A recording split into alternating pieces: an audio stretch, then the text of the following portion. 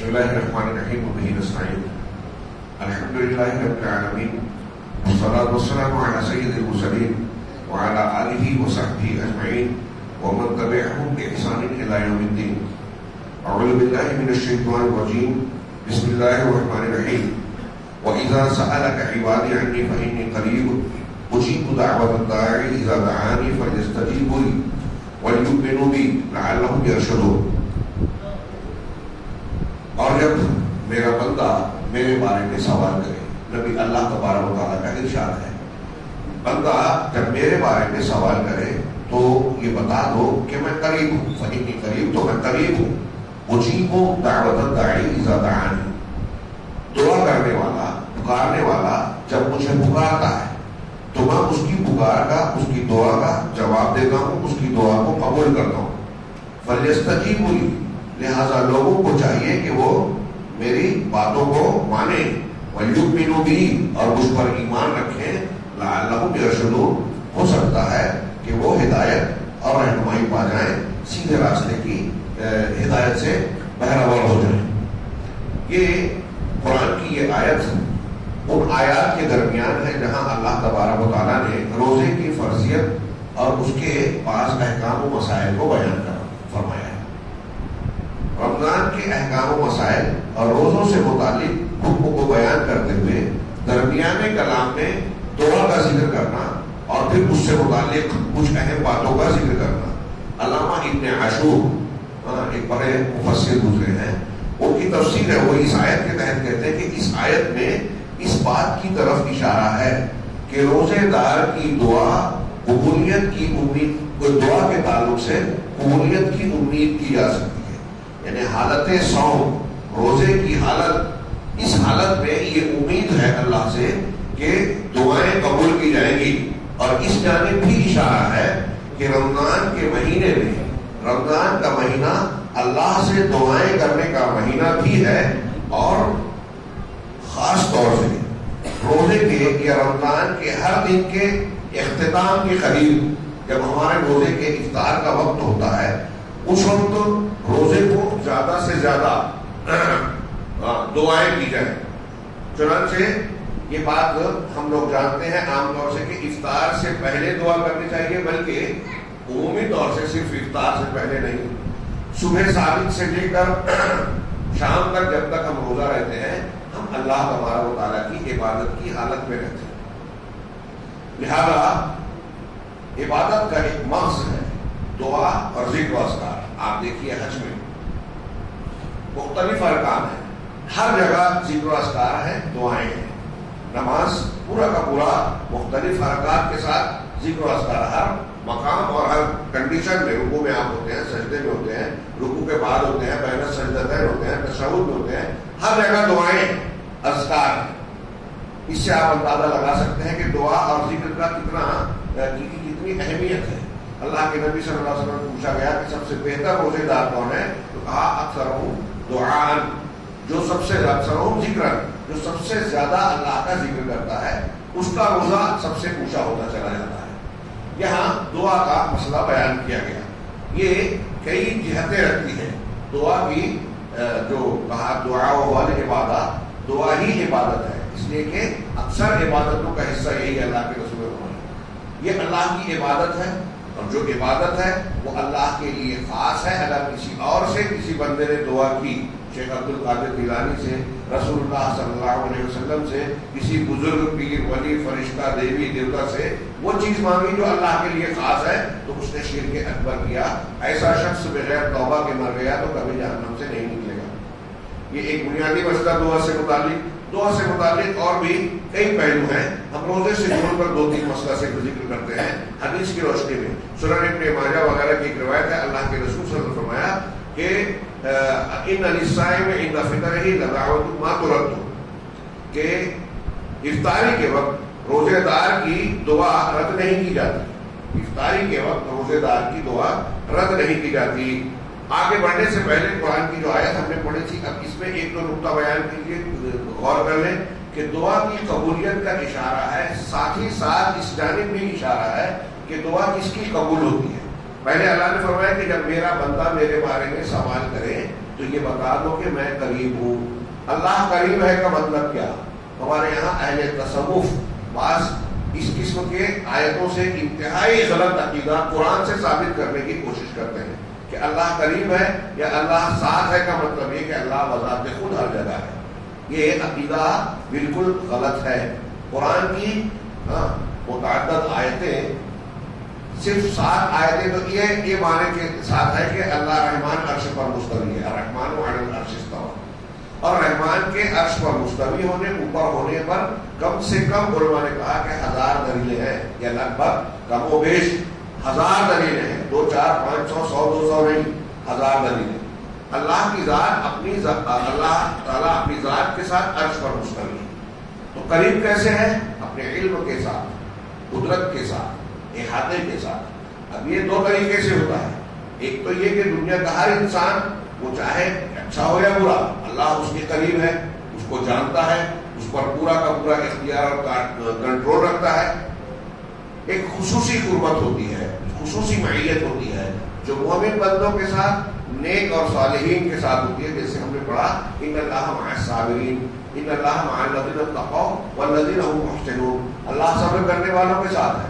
اللہ ان لوگوں کے ساتھ ہے جو تقوی اختیار کرتے ہیں اور جو محسنین نیکوکار لوگوں میں سے. تو اب اللہ صبر کرنے والوں کے ساتھ ہے کہ کیا مطلب کس طریقے سے صبر کرنے والوں کے ساتھ ہے. ظاہر سی بات ہے کہ صبر نہیں کرنے والوں کے ساتھ اس طریقے سے نہیں. اگر دونوں کے ساتھ ایک ہی طرح ہوتا تو یہ بیان کرنے کا کوئی مطلب ہی نہیں ہوتا کہ اللہ صبر کرنے والوں کے ساتھ ہے. صبر کرنے والوں کے ساتھ ہے یہ بیان کیا، اس کا مطلب جو صبر نہیں کرتے ان کے ساتھ اس طرح نہیں ہے. آپ اہل علم مفسرین کو دیکھیں گے تو وہ ترجمہ کرتے ہیں، اس کی تفسیر کرتے ہیں ان اللہ مع الصابرین بالعون والنصر. اللہ تعالیٰ اپنی اعانت اور مدد کے ساتھ صبر کرنے والوں کے ساتھ ہے. یعنی اس صبر کرنے والوں کو اللہ کی مدد ملتی ہے، اللہ تبارک و تعالیٰ کی نصرت ملتی ہے. تو یہ اللہ کا خاص ساتھ ہو گیا. ایسے ہی قربت کا معاملہ ہے، خاص قربت اور عمومی قربت. دنیا کے ہر انسان، ہر مخلوق سے اللہ کے علم کے احاطے کے اعتبار سے قربت رکھتا ہے. لیکن جو بندے اللہ تبارک و تعالیٰ کی عبادت کرتے ہیں، اس سے تقرب کے طریقے اختیار کرتے ہیں. جیسے سجدے کی حالت میں اللہ نے کہا، بندے اللہ نے رسول نے فرمایا کہ بندہ اللہ سے سب سے زیادہ قریب ہوتا ہے. تو جو نیکیاں کرے گا یا نیکی اور عبادت کی جب حالت ہوتی ہے تو اللہ سے قربت اور نزدیکی بڑھ جاتی ہے. اس کی رحمت اور اس کی نصرت کے امکانات اور زیادہ ہو جاتے ہیں. چنانچہ اللہ تبارک فرما رہا ہے کہ جب میرا بندہ مجھ سے سوال کرے تو بتاؤ میں قریب ہوں. اب روزے کی حالت عبادت کی حالت ہے، بندہ اللہ کے لیے روزہ رکھ رہا ہے، ظاہر سی بات ہے کہ اللہ سے قریب ہو گیا بندہ. اب اللہ نے آگے فرمایا اجیب دعوت الداعی اذا دعان. کوئی بھی پکارنے والا مجھے پکارتا ہے تو میں اس کا جواب دیتا ہوں. اس سے یہ دماغ سے کھرچ کر نکال دینا چاہیے کہ اللہ تعالیٰ صرف بڑے لوگوں کی باتیں سنتا ہے، صرف متقی پرہیزگار لوگوں کی دعا قبول کرتا ہے. جو لوگ گنہگار ہیں، جو عام آدمی ہیں، ان کی دعا نہیں سنتا. یہ بات صحیح ہے کہ جو جتنا متقی پرہیزگار ہوگا اس کی دعا کی قبولیت کا اتنا زیادہ امکان ہوگا. لیکن اس کا یہ مطلب ہرگز نہیں ہے کہ جو گنہگار ہوگا اللہ اس کی دعا کو قبول نہیں کرتا. اگر ایک آدمی زیادہ گنہگار ہے اور سچے دل سے توبہ کر کے اللہ سے دعا مانگتا ہے تو اس کی توبہ اور دعا پر تو اللہ اور خوش ہوتا ہے نا. وہ روایت کہ ایک آدمی ریگستان میں اپنے اونٹ اور سامان کے ساتھ ہوتا ہے، اس کا سو کے جب بیدار ہوا تو اونٹ غائب ہے، خوف کے معنی بے ہوش ہو گیا. اب جب ہوش آیا تو دیکھا کہ اونٹ پھر سازو سامان کے ساتھ موجود ہے.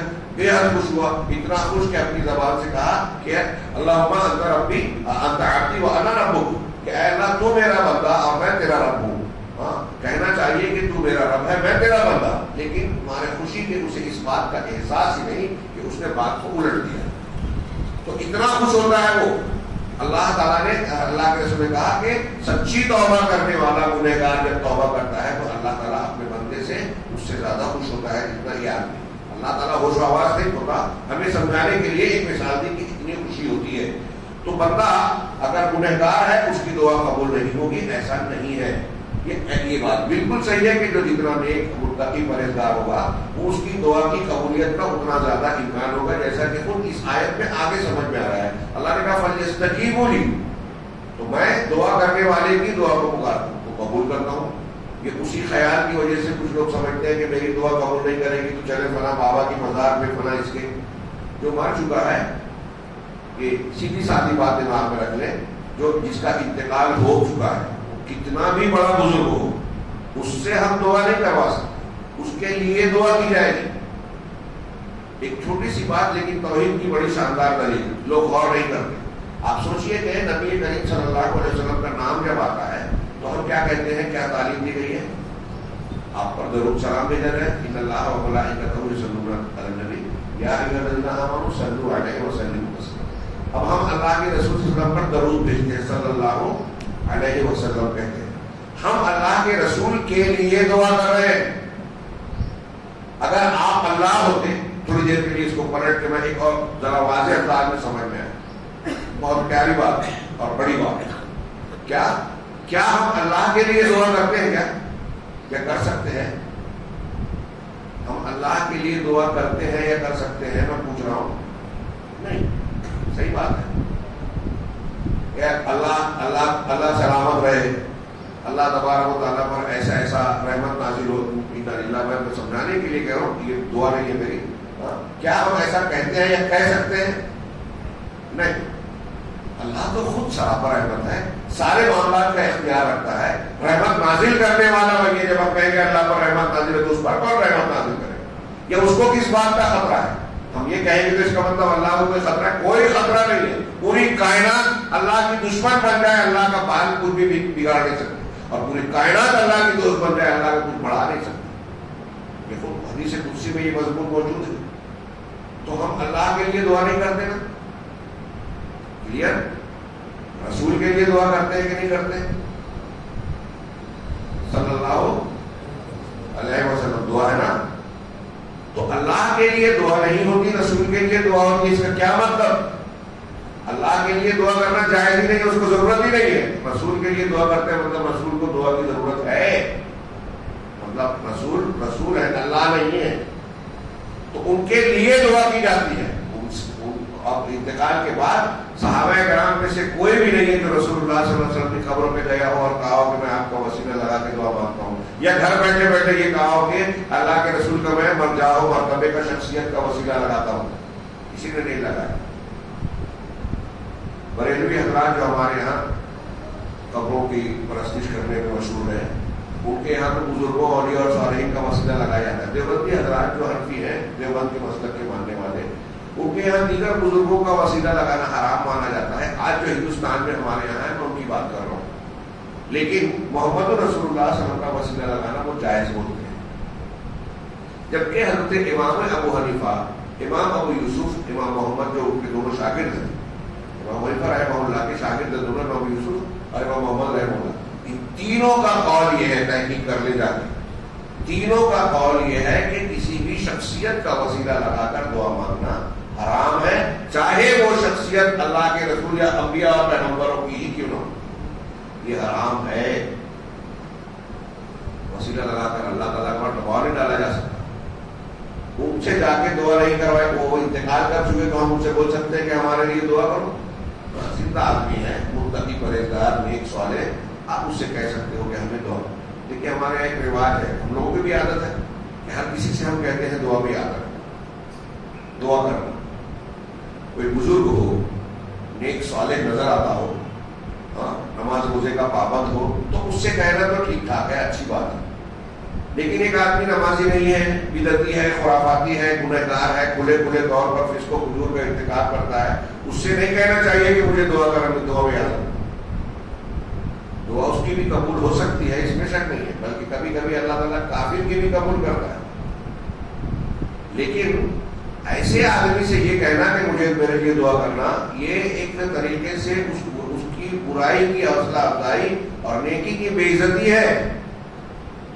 برے لوگوں سے تو آپ کو نیکی اور اصلاح کے مقصد سے غصے کا، ناراضگی کا اظہار کرنا چاہیے تاکہ اس کی اصلاح ہو۔ تو یہ بات ذہن نشین رہے کہ یہ دعاؤں سے متعلق کچھ مسائل بہت بہت اہم ہیں، اور یہ ہم اور آپ جتنے بھی ہیں دنیا میں، جتنے بھی مرد اور خواتین، بچے بچیاں، عورتیں ہیں، سب کے لیے ہر وقت دعا کی ضرورت ہے۔ ہم اللہ سے مانگے بغیر نہیں چل سکتے۔ ہم کوئی بھی عبادت کرتے ہیں اس کے حاصل دعا ہے۔ حج کرتے ہیں دعائیں مانگتے ہیں، روزہ رکھتے ہیں دعائیں مانگتے ہیں، نماز پڑھتے ہیں دعائیں مانگتے ہیں۔ تو یہ دعا ہماری عبادات کا حاصل ہے، خلاصہ ہے، نچوڑ ہے، اور یہ بذات خود سب سے اہم تو عبادت ہے۔ لہذا اس کے احکامات کو جاننا چاہیے۔ اس کے احکامات میں سے تو ایک حکم جو ہے اس آیت کے آخر میں بیان کیا جا رہا ہے کہ چاہیے کہ بندے میری بات کو مانیں اور مجھ پر ایمان رکھیں۔ اہل علم نے کہا کہ دعا کے قبول ہونے کی شرطوں میں سے یہ دو شرطیں ہیں کہ بندہ اللہ کے دین کی اس کی بات کو مانے، مطلب اس کے دین کی پیروی کرے، اور اللہ پر ایمان رکھے۔ اس کا مطلب دعا کے قبول ہونے کے لیے یہ دو اہم شرطیں ہیں۔ لیکن کبھی کبھی استثنائی طور پہ اللہ کی مشیت اور اس کی حکمت کا تقاضا جب ہوتا ہے تو کسی کافر اور کسی نافرمان بندے کی دعا کو بھی قبول کر لیتا ہے رب العالمین۔ قرآن نے ذکر کیا مشرکین مکہ کے بارے میں کہ جب وہ فیضا رکھے وہ فی الفلک دعوا اللہ مخلصین لہ الدین، جب یہ لوگ کشتیوں پر سوار ہوتے ہیں تو اللہ تعالیٰ کے لیے دین کو خالص کر کے اس سے دعا کرتے ہیں۔ دیکھیے وہ بھی دعا کر رہے ہیں۔ لیکن فلما نجاہم الی البر اذا هم یشرکون، لیکن جب اللہ تعالیٰ انہیں خشکی تک پہنچا کے نجات دے دیتا ہے، کشتی کے سفر کو کامیاب بنا دیتا ہے، تو وہ اچانک شرک کرنے لگتے ہیں۔ جب مصیبت میں گرتے ہیں تو صرف اللہ سے دعا مانگتے ہیں، اور جب ٹھیک ٹھاک ہو گئے تو اللہ کے ساتھ دوسروں کو بھی ملا دیا، ادارہ بازی کی، اللہ کا حق دوسروں کو دیا۔ اب یہاں ضمن میں ایک بات کہوں کہ دیکھیے مشرکین مکہ کا یہ عمل تھا کہ جب مصیبت آتی تھی تو اللہ کو ہی پکارتے تھے، کسی اور کو نہیں۔ آج ہمارے یہاں کچھ لوگ ایسے ہیں جو اپنے آپ کو مسلمان کہتے ہیں، بولتے ہیں کہ اذا آیتکم الامور فعلیکم باصحاب القبور، جب تم کو معاملات تنگ کر دے، پریشان کر دے تو تم پر اہل قبور لازم ہے۔ یعنی جب دقت اور پریشانی آئے تو قبر والوں کے پاس جاؤ، اجمیر جاؤ، کلیئر شریف جاؤ، بغداد شریف جاؤ، فلاں فلاں فلاں مقام پہ جاؤ۔ تو مصیبت آئے تو دوسروں کو پکارو۔ مطلب یہ کہ آج کے جو مشرکین ہیں جو اپنے آپ کو مسلمان کہہ رہے ہیں، ان کا حال یہ ہے کہ مصیبت تکلیف آئی تو اللہ کے بجائے غیر اللہ کو پکار رہے ہیں۔ کفار مکہ مشرک ہے، لیکن ان کا بس معاملہ یہ تھا کہ جب پریشان ہوتے تھے تو اللہ کو پکارتے تھے۔ تو بڑا مشرک کون ہوا؟ زیادہ آگے کون بڑھ گیا؟ اتنی کھلی بات ہے۔ تو اللہ تبارک و تعالیٰ نے کچھ شرائط بیان کی، جن میں سے دو شرطوں کا یہاں ذکر ہے۔ اور بھی شرطیں ہیں دعا کے قبول ہونے اور نہ قبول ہونے کی۔ اگر ایک آدمی حرام کھاتا ہے تو دعا قبول نہیں ہوتی۔ صحیح مسلم کی حدیث ہے کہ ایک آدمی سفر میں ہوتا ہے، پراگندہ حال ہوتا ہے، ہاتھ اٹھاتا ہے، رب رب رب کہتا ہے، ہاں، لیکن اللہ کی طرف سے جواب دیا جاتا ہے۔ دیکھیے اس میں سفر، اللہ حدیث میں ہے کہ مسافر کی دعا اللہ قبول کرتا ہے، پریشان حال کی مضطر اور مجبور کی دعا کو اللہ قبول کرتا ہے۔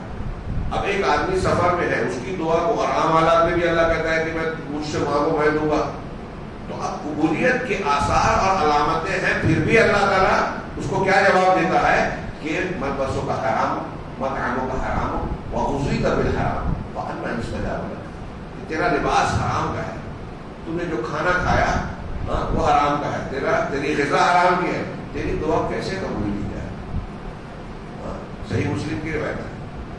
اگر ایک آدمی حرام کھاتا ہے دعا قبول نہیں ہوتی۔ سوچیے تھوڑی دیر کے لیے کتنی بڑی، آج مسلمان پریشان حال مصیبت میں گرفتار ہوتا ہے، کچھ لوگ شکایت بھی کرنے لگتے ہیں کہ مسلمانوں پر اتنا ظلم ہو رہا ہے، اتنی زیادتیاں ہو رہی ہیں، اتنے پریشان حال ہیں، ہم دعائیں کرتے ہیں دعا قبول نہیں ہوتی۔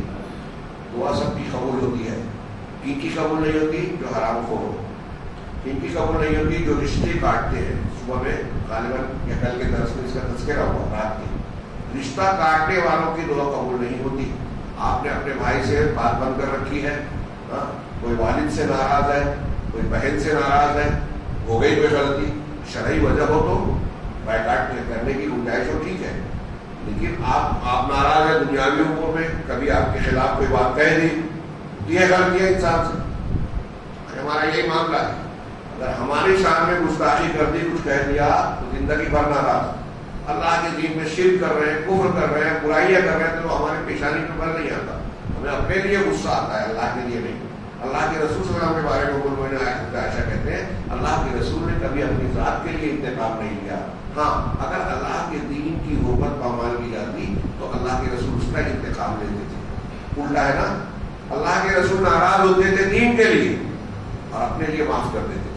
ہم لوگ ناراض ہوتے ہیں اپنے لیے, دین کے بارے میں دیکھتے بھی نہیں. شرک کر رہا ہے پورے میں کون جھنجھٹ میں پڑے, دوسروں کے پھٹے میں کون ٹانگ ڈالے. ہمارے یہاں یہ جملہ بولتے ہیں ڈالنا پڑے گا. اگر آپ کشتی میں اوپر سوار ہو, نیچے والا کشتی کے پیندے میں سوراخ کر رہا ہے, آپ ٹانگ نہیں لگائیں گے اس کے پھٹے میں, تو وہ کشتی کا سوراخ ہونے کے بعد جب کشتی ڈوبے گی تو آپ بھی ڈوبے گی. سماج کشتی ہی کی طرح ہے. برائیوں کو اگر آپ نے نہیں روکا تو یہ سماج پر اللہ کا عذاب آئے گا. جب عذاب آئے گا تو آپ اچھے ہو کے برے, اگر آپ نے برائیوں سے روکا نہیں ہے تو اس عذاب کے لپیٹے میں آپ بھی آئیں گے. بہرحال یہاں دو شرطیں اس آیت میں بیان کی گئی ہے دعا کی قبولیت کی, کہ اللہ تبارک و تعالیٰ کے دین کی اطاعت و فرمانبرداری کی جائے اور اس پر ایمان لایا جائے. دو روایتیں بغیر کسی تشریح کے میں پڑھ کر, تاکہ درس کے وہ پہلو بھی پورے ہو جائیں, پھر اگلے درس میں کچھ باتیں آئیں گی. حضرت ابو ہریرہ رضی اللہ تعالیٰ عنہ سے روایت ہے کہ اللہ کے رسول صلی اللہ علیہ وسلم نے فرمایا, 3 لوگ ہیں جن کی دعا رد نہیں ہوتی. امام عادل, ایک وہ امام بادشاہ حاکم جو انصاف کرنے والا. امامت حاکمیت بہت بڑی ذمہ داری ہے, لیکن اگر کوئی اس ذمہ داری کو نبھاتے ہوئے عدل و انصاف کرتا ہے تو اس کی فضیلت بھی ہے, اس کی دعا رد نہیں ہوتی. دوسرا والصائم حتی یفطر, روزے دار یہاں تک کہ افطار کر لے. اس روایت میں غور کیجیے کہ پورے روزے کی حالت میں گویا دعا کی قبولیت کا چانس زیادہ ہو جاتا ہے, موقع ہوتا ہے. تو روزے دار یہاں تک کہ افطار کر لے, اور جیسے جیسے وہ آخری وقت میں پہنچتا ہے تو اس کا عمل بڑھ گیا, جس کے دعا کی قبول ہونے کا امکان بڑھتا جاتا ہے. ودعوت المظلوم, اور مظلوم کی دعا, مظلوم کی دعا مطلب مظلوم کی بد دعا. اگر آپ کسی پر ظلم کرتے ہو تو یہ اس بات سے ڈرنا چاہیے کہ اس کے دل سے جو آہ نکلے گی, بد دعائیں نکلے گی, وہ خالی نہیں جائے گی, اللہ قبول کرتا ہے. جو اللہ تبارک و تعالیٰ کی طرف بلند ہوتی ہے بغیر کسی رکاوٹ کے قیامت کے دن, اور اس کے لیے آسمان کے دروازے کھول دیے جاتے ہیں, اور اللہ تعالیٰ کہتا ہے بعزتی لانصرنک ولو بعد حین. تو اللہ تعالیٰ کہتا ہے کہ میری عزت کی قسم, میں تیری ضرور مدد کروں گا چاہے کچھ مدت کے بعد. کوئی حاکم اگر طاقت پا لیا وقت کا فرعون, تو وہ سوچ لے اگر لوگوں پر, رعایا پر, کمزوروں پر ظلم کرتا ہے تو اس کا یہ مطلب نہیں ہے کہ اس کی ظلم کی یہ ٹہنی سدا بنتی رہے گی. یہ دنیا میں عجیب غریب تاریخ ہے. وقت کا کوئی بھی فرعون ہوتا ہے نا تو وہ سمجھتا ہے کہ بس میں ہی ہوں, اور پچھلا فرعون تباہ برباد ہوا اس سے سبق لیتا نہیں ہے. اپنے آپ کو سمجھتا ہے کہ میری حکومت قائم رہے گی. ابھی آپ دیکھ رہے ہیں کیسے نشے میں ہے لوگ, عدالتوں کے فیصلے کیسے ہو رہے ہیں. فساد کرنے والا چھوٹ جا رہا ہے, ارے وہ تو مسکرا کر اس نے دھمکی دی تھی قتل و غارت کری, فساد بڑھ گیا, چھوڑ دیا گیا. اور جس نے کوئی ایک بیان دے دیا اس کو جیل میں مہینوں سے سڑایا جا رہا ہے. کہیں بتا دیا گیا کہ اس گھر سے پتھر آئے گا, گھر پر دوسرے دن بغیر کسی مقدمے کی قانونی کارروائی کے جو ہے بلڈوزر چلا دیا جا رہا ہے. ایسے کتنے واقعات ہو رہے ہیں, یہ تازہ ہے, میں نے جو مثالیں دی ہیں ہمارے ملک میں, پوری دنیا میں ایسے کتنے واقعات. کمزوروں کو مارا جاتا ہے اور پھر میڈیا اور طاقت کے ذریعے سے اس مظلوم کو ظالم بتا کے ظالم مظلوم بن جاتا ہے. یہ آج عام دھر رہا ہے, لیکن ایسا کرنے والے سمجھتے ہیں کہ ہم بہت چالاک ہیں اور ہماری یہ حکومت طاقت قائم رہے گی. اللہ تعالیٰ کا یہ بیان ہے کہ آسمان سے اللہ تعالیٰ مظلومین کی بددعا چیرتی ہے, آسمان کو اللہ تک پہنچتی ہے, اور اللہ کہتا ہے کہ میں چاہے کچھ مدت کے بعد ہی صحیح تمہاری مدد ضرور کروں گا. اس روایت میں ذوق احمد, ترمذی, نسائی, ابن ماجہ کی ذوق ہے, لیکن علامہ البانی کہتے ہیں کہ اپنے شواہد کے ساتھ یہ حسن درجے کو یعنی قبولیت کی درجے کو پہنچتی ہے. دعا سے متعلق ایک اور بات بھی سن لیں جو ہمارے اور آپ کے لیے بہت اہمیت کی حامل ہے, کہ ہم دعا مانگنے سے کبھی نہ رکیں. دعا کے قبول نہ ہونے کی ایک وجہ یہ بھی ہے کہ ایک بندہ دعا کرتا رہتا ہے, کہتا ہے ارے میں تو اتنی دعا مانگ رہا ہوں قبول ہی نہیں ہو رہی ہے, جلد بازی کرتا ہے. کبھی ایسا نہیں کہنا چاہیے, ایسا نہیں سوچنا چاہیے. اللہ کی حکمت اللہ جانتا ہے, کسی چیز کی قبولیت میں داخل ہو رہی ہے تو اس کی کچھ وجہ ہو سکتی ہے, لیکن ہماری دعائیں خالی نہیں جاتی. یہ عبادہ بن ثابت نے لوگوں سے بیان کیا کہ نبی صلی اللہ علیہ وسلم نے فرمایا. یہ احمد ترمذی کی روایت ہے جس کو علامہ البانی نے حسن صحیح کہا. کیا کہا, بہت غور سے سنیے. یعنی اس حدیث میں کہا کہ ایک مسلمان کی دعا ضائع نہیں ہوتی, اس کی قبول ہونے کی بدلے کی کئی شکلیں ہوتی ہیں. کہا ماں اللہ ظاہر الارض من رجل مسلم, کہ وہ زمین پر کوئی بھی مسلمان آدمی ہو, یدعو اللہ بدعوت, اگر وہ اللہ سے کوئی دعا کرتا ہے الا آتاہ اللہ ایہا، تو اللہ تعالیٰ اسے وہ چیز عطا کرتا ہے جو مانگ رہا ہے، وہ مل جاتا ہے. فرسٹ پہلا. دوسرا اوقف عنہ من السوء مثلہا، یا دوسری شکل یہ ہوتی ہے کہ آپ جو مانگ رہے ہیں یا تو وہ دے دیں، اگر وہ اللہ کی مشیت اور فیصلے میں نہیں ہے، آپ کے لیے وہ مناسب نہیں ہے، تو اللہ تبارک و تعالیٰ وہ تو نہیں دیتا، لیکن کوئی مصیبت اور تکلیف جو آپ پر آنے والی تھی اس کے برابر جو آپ نے دعا کیا ہے، اللہ اس مصیبت کو ہٹا دیتا ہے. دعا کے قبول ہونے کی یہ دوسری شکل ہے.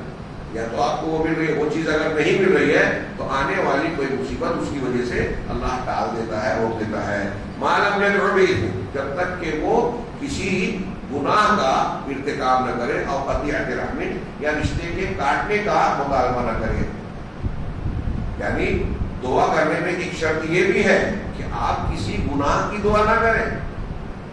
کیا اللہ وہ جو فلاں چیز کی کا اس کا جو گھر ہے اس کو موت دے دے اور میرے کو گھر مل جائے، اس وہ مر جائے، اس کی بیوی سے میری شادی ہو جائے، یا اور اس قسم کا کوئی گناہ کی دعا کرے آدمی، یا رشتہ کاٹنے کی دعا کہ اس کے میرے درمیان رشتہ کٹ جائے، میرے اور میرے والدین کو دور کر دے پروردگار، میرے ابا کو مجھ سے دور کر دے، میری امی کو دور کر دے. یہ آپ ایسی دعا کر کے رشتہ کاٹنا چاہ رہے ہیں، تو ایسی دعا اگر آپ کر رہے ہیں تو ٹھیک نہیں ہے، بلکہ رشتہ کاٹ کر آپ دعا کریں گے تو آپ کی دعا قبول بھی نہیں ہوگی. طبرانی کی ایک روایت میں یہ بھی ہے، تیسرا آپشن، کہ مسلمان کی دعا قبول ہونے کی تیسری شکل یہ بھی ہے کہ اللہ تعالیٰ اس کو بطور نیکی کہ اس کے نامہ اعمال میں ذخیرہ کر لیتا ہے اور قیامت کے دن اس کا اجر و ثواب دے گا. دعا ہماری ایک اہم ترین عبادت ہے جو اللہ کے لیے خالص ہوتی ہے. اس کے اپنے احکامات ہیں، اسے سیکھنا بھی چاہیے اور اس کے مطابق اللہ کے جناب میں مانگنا بھی چاہیے. دعا اللہ کو بہت پسند ہے، اس لیے کہ جب کوئی بندہ اللہ سے مانگتا ہے، ہم جب اللہ سے مانگتے ہیں تو اس میں مانگنا خود کئی معنی رکھتا ہے کہ ہم اپنے آپ کو محتاج مانگتے ہیں. ہم یہ مانتے ہیں کہ اللہ دینے والا ہے اور ہم اس کی ضرورت مند ہیں، تو ہم محتاج ہیں، اللہ غنی ہے، اللہ رزاق ہے، اللہ ہر نعمت کا مالک ہے. اور جب کوئی مانگتا ہے رب العالمین سے، جب ہم مانگتے ہیں تو ہم اس کے سامنے عاجزی اختیار کرتے ہیں، تذلل اختیار کرتے ہیں. یہی عبادت ہے، اللہ کو یہ بہت پسند ہے. اللہ تبارک و تعالیٰ اور جتنی شریعت ہے نا وہ دعا ہی دعا ہے. ایک دعائے مسئلہ ہے، ایک دعائے عبادت ہے. علامہ ابن تیمیہ کہتے ہیں دعائے مسئلہ آپ کو کوئی چیز کی ضرورت ہے وہ اللہ سے مانگو، اور اس کے علاوہ آپ الحمدللہ اللہ اکبر رکوع سجدہ نماز روزہ کر رہے ہو، یہ دعائے عبادت ہے. علامہ ابن تیمیہ کہتے ہیں کہ ایک بندے کو کوئی حاجت ہوتی ہے، وہ اللہ سے اپنی حاجت مانگنے جاتا ہے، اور حاجت مانگتے مانگتے اس کی برکت سے اللہ تعالیٰ ایسی اس طرح اپنی رحمت کے دروازے کھول دیتا ہے کہ اب اس کے نزدیک حاجت کی ضرورت کی چیز کم اہمیت کی حامل ہو جاتی ہے، اور اللہ کو پکارنا، اللہ سے دوڑ لگانا، اللہ کی عبادت کرنا اس کے نزدیک زیادہ اہم ہو جاتا ہے. وہ دعائے عبادت ہے.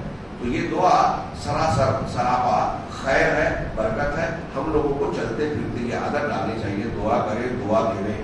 ہمارے ہندوستان کے مقابلے میں آپ دیکھیں عربوں میں کچھ لوگ اس کا مذاق اڑاتے ہیں، چھوٹی چھوٹی بات ہوتی ہے نا، جزاک اللہ، ماشاء اللہ، بارک اللہ فیک، اللہ تم کو برکت دے، اللہ تم کو جزائے خیر دے، اللہ تم کو اچھا رکھے. یہ جو دعائیں دیتے ہیں نا یہ بہت اچھی عادت ہے. آپ اپنے یہ عادت بنائیے اور گھروں میں اس کا ڈبل فائدہ ہوتا ہے. ایک تو یہ کہ اگر آپ اپنے بیٹے کو، اپنی بیوی کو، اپنے بچے کو، اپنے والد کو دعا دے رہے ہیں، بار بار دعا دے رہے ہیں، تو دعا اس کو فائدہ پہنچائے گی. اور والد کو تو بطور خاص والدین پر اللہ کے رسول کا بد دعا دینے سے گریز کرنا چاہیے، اللہ تعالیٰ اس کو بھی قبول کر لیتا ہے والدین کی دعا کو بچوں کے حق میں. تو دعا دینے سے اس کو ترقی ملے گی. ایک بات دعا بار بار دینے سے آپ اللہ کو یاد کرتے ہیں. دوسری بات دعا کرنے سے آپ بچوں کے سامنے جب یہ کہہ رہے ہیں تو بچوں کی بھی یہ عادت بنے گی کہ وہ بھی دعا کی کو بار بار دہرائیں. اللہ تعالیٰ ہمیں خیر کی توفیق دے.